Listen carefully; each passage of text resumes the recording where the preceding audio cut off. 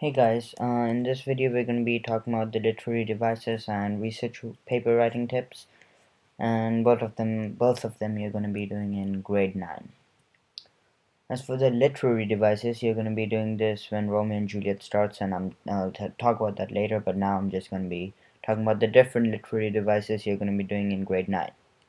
First, there's foreshadowing, in which the actor or the drama player or whatever, they hint what's going to happen next. So they might indicate that someone's going to die, or they might hint what will happen later in the play.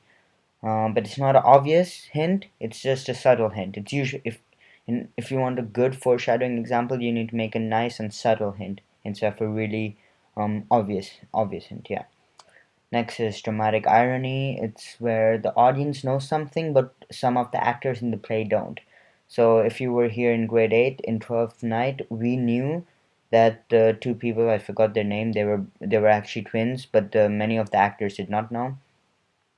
Or for example, we have all seen Star Wars. So in Star Wars, we know that Darth Vader is Luke's father, but really they don't. So that's dramatic irony. It's usually in drama, but I'm just giving movie examples. Personification is where you give animate things, human characteristics. Like if you say the weather was smiling, or um, it something looks amazing today. Or if you say, yeah, for example, if you say the weather was smiling, the weather is not a human, it cannot smile. Or the sun is smiling, when the sun shines, you may say the sun is shining, but it cannot actually smile. Next we have a metaphor, which we know, which is comparing two different things, but never use like or as in a metaphor. Like or as does not come in a metaphor. So metaphor is like when you say the the room is an oven, right? Which means that it's really warm in there, but you're comparing a room with oven, which are different things. Simile is a comparison. We all know simile is like he was as quick as lightning, or as cool as a cucumber, etc. Next is analogy, which is an extended comparison. So I'll give you an example from Romeo and Juliet. It's where Juliet compares Romeo to a rose by saying how beautiful he is.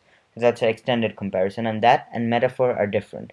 Metaphor is like a simile, but without using like or as. But the analogy is comparing a person to rows, and you keep going multiple characteristics of the same thing, whereas a metaphor and simile is only one comparison.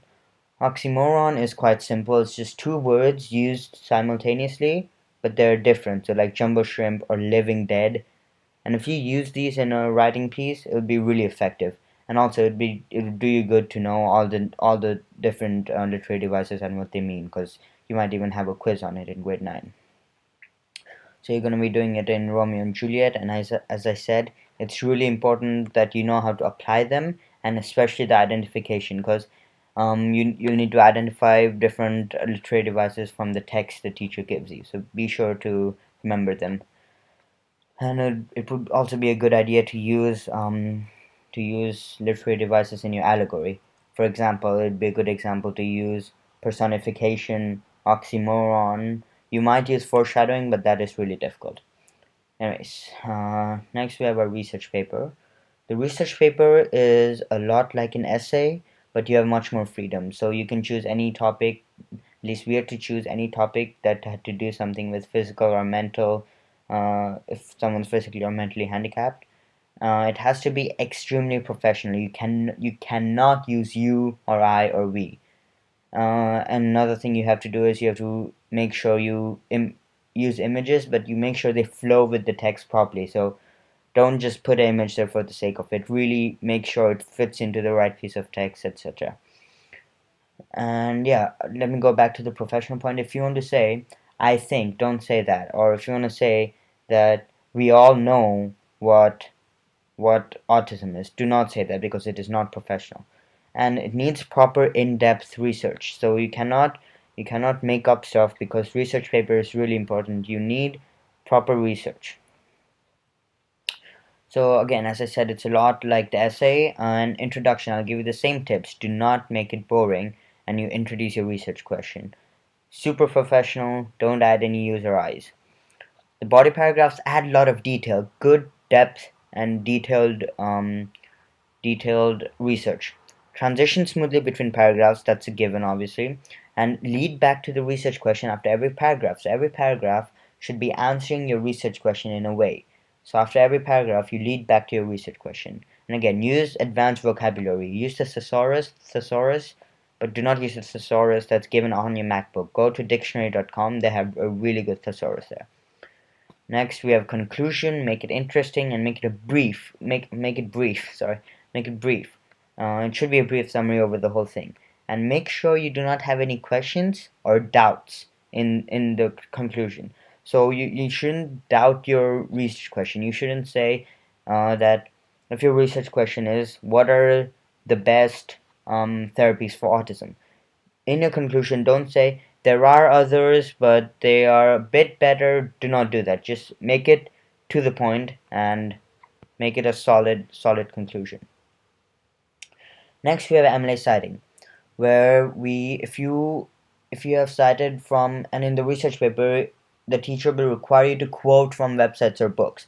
So when you quote, this is what you need to do. As if it's a website, you have to have the quote you want inside said the double commas, I'm sorry, I don't know what it's called, and in brackets you have the name of the author. That's it. After you're given the quote, spacebar, brackets, name of the author who wrote the article. Name of the author who wrote the article. And usually that's not given in websites because people don't just want to introduce, and people just don't want to put their names where everyone can see them. So the article title, sorry, it says website title, it's supposed to say article title. So you have the selected quote, brackets, the article title. So it might be autism therapies, it might be how to cure autism, whatever. If it's a book, you have the selected quote, you have the author and the page number. You have to do both. And yeah, that's it for this presentation, guys.